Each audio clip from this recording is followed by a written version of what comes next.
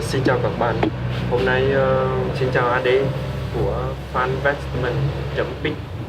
Hôm nay mình làm video này để muốn kiến nghị đến AD là cái tài khoản của mình không thể rút được tiền về ví Perfect Money. Khi mà mình nhận chữ là bị lỗi rút về tài khoản, thì mong AD xem video cùng các bạn xem video để khắc phục lỗi này cho mình, để mong cùng đồng hành và cùng hợp tác cùng fanpage, cùng trang web. Đầu tiên mình nhấn vào chữ đăng nhập. Tài khoản của mình là Võ Minh Hiếu, mật khẩu mình đã nhập sẵn. Bây giờ mình nhấn chữ đăng nhập. Rồi bây giờ hiện tại mình đang gửi $1 này. Số dư tài khoản của mình hiện có là $44,37. Nhưng mà cái khoản tiền rút này, tiền rút của mình là hiện tại lúc trước mình có là $150,37 ha. Nhưng mà hiện tại mình rút $106, thì nó đang ở trạng thái chờ. Bình thường là rút là về ngay, nhưng mà bây giờ đang trạng thái chờ. Và chờ như thế này thì mình đã đợi rất lâu rồi, nhưng mà vẫn không rút được. Thì bây giờ hiện tại là ngày hôm qua mình rút là $50, đợi gần cả ngày rồi, là lúc 1:17 PM, nhưng đến sáng nay đến bây giờ vẫn chưa rút được. Thì mình thử rút thêm một lần nữa là đặt $56, là lúc ngày 18, lúc 4:01:09, thì vẫn đang ở trạng thái là chờ. Đây là trạng thái chờ pending, là đang trạng thái chờ xử lý. Mình hiển thị văn bản gốc cho các bạn xem, vẫn đang trạng thái pending. Trong lúc đó là vì Perfect Money của mình cũng đã S19449055 19449055 đó. Bây giờ mình thử rút lại một lần nữa. Bây giờ mình thử rút tiền về ví thêm một lần nữa. Bây giờ mình thử rút tiền này. Bây giờ muốn rút mình đầu tư trước ha, gửi tiền trước này. Bây giờ cái tài khoản của mình là có $44,37, mình gửi tiền. Tài khoản của mình có $44,37, mình đầu tư lại số dư tài khoản. Rồi mình chọn kế hoạch 1 đến $999, tương ứng với 10%. Mình chọn $1, gõ vào $1.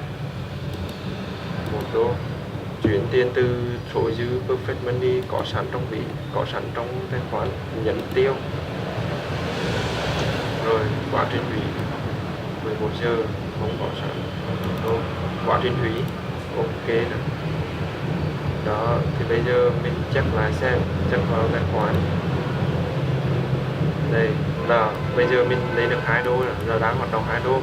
Số dư tài khoản của mình là $43,37, từ 44 giảm $1 còn $43,37. Bây giờ mình gặp vấn đề ở đây, mong AD giải quyết là rút về tài khoản thanh toán của bạn là không được. Muốn rút về địa chỉ này. Đây bây giờ mình có là $43,37 này, với đang chơi là $106 này, đang chơi xử lý này.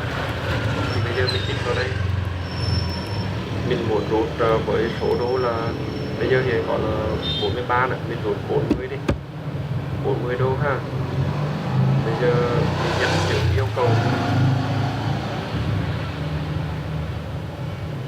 Đây, muốn về ví này và có $40 này, $40 này, xác nhận. Đó, thiết lập đã được lưu thành công. Bình thường là chuyển tiền thành công theo số lô.